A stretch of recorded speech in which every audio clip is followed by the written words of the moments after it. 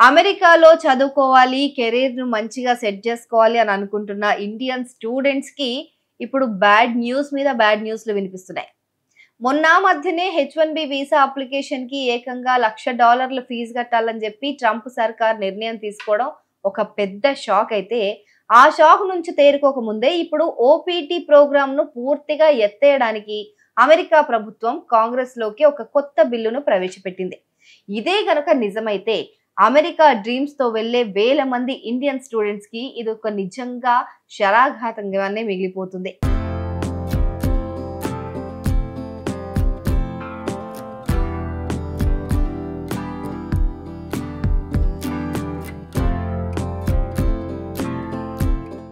OPT అంటే విదేశీ విద్యార్థులు అమెరికాలో తమ చదువు పూర్తయిపోయిన తర్వాత తమ కోర్సుకు సంబంధించిన రంగంలోనే కంపెనీల్లో ప్రాక్టికల్ అనుభవం కోసం ట్రైనింగ్ తాత్కాలికంగా పనిచేయడానికి ఇచ్చే ఒక పర్మిషన్ ఇది. ఆప్షనల్ ప్రాక్టికల్ ట్రైనింగ్ అంటారు.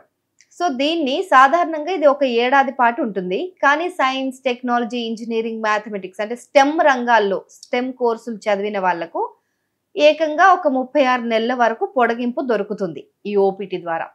ఈ ఓపీటీ పీరియడ్ లోనే చాలా మంది అక్కడ కంపెనీల్లో అనుభవం సంపాదించుకొని ఆ తర్వాత దాని నుంచే హెచ్-1బీ వీసా కోసం అప్లై చేసుకొని అక్కడ కొంచెం సెటిల్ అవుతారు కొన్ని రోజుల వరకు. సో ఇప్పుడు ఆ వారధినే రద్దయితే గనక డిగ్రీ పూర్తయిన వెంటనే జాబ్ రాకపోతే వెంటనే వాళ్ళు ఇండియాకి తిరిగి వచ్చేయాల్సి ఉంటుంది. అక్కడ జాబ్ చేసే పరిస్థితి ఉండదు. కొత్త హెచ్-1బీ వీసా కోసం అప్లై చేసుకునే టైము ఉండదు.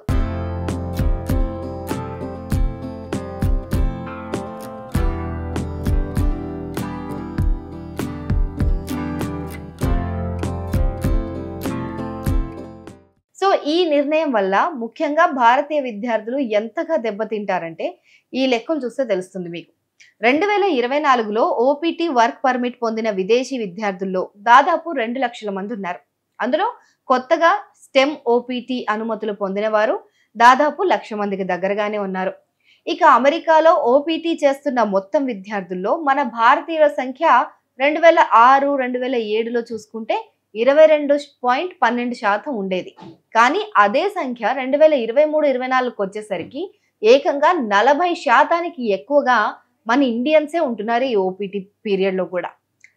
దీన్ని బట్టి చూస్తే ఉద్యోగాలకు సిద్ధమయ్యేందుకు ఓపీటీ మన ఇండియన్స్ కి ఎంత ఇంపార్టెంటో అర్థమవుతుంది.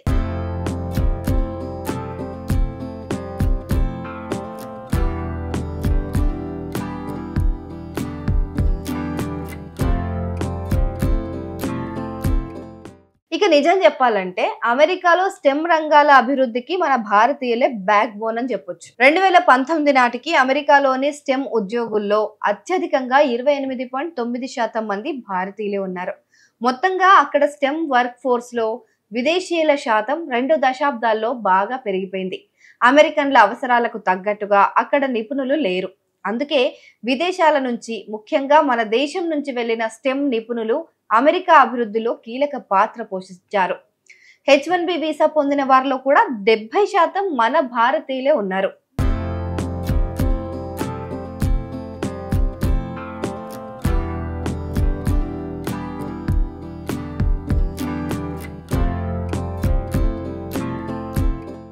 ఇక ప్రస్తుతం అమెరికాలో చదువుతున్న విదేశీ విద్యార్థుల్లో అత్యధికంగా భారతీయులే ఉంటున్నారన్న విషయం మనకు తెలుసు.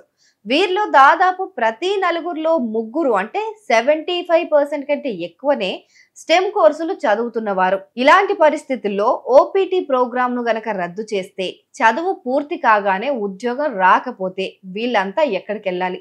తిరిగి ఇండియాకు వచ్చేయాల్సిందేనా? ఈ నిర్ణయం వల్ల అమెరికన్ యూనివర్సిటీలు కూడా ఇంటర్నేషనల్ స్టూడెంట్స్ ను కోల్పోయే ప్రమాదం ఖచ్చితంగా ఉంటుంది. సో ఈ బిల్లు పాస్ అయితే గనక అమెరికాలో చదివి అక్కడే ఉద్యోగం చేయాలనే మన యువత ఆశలపైన నీళ్లు చల్లినట్లే అవుతుంది.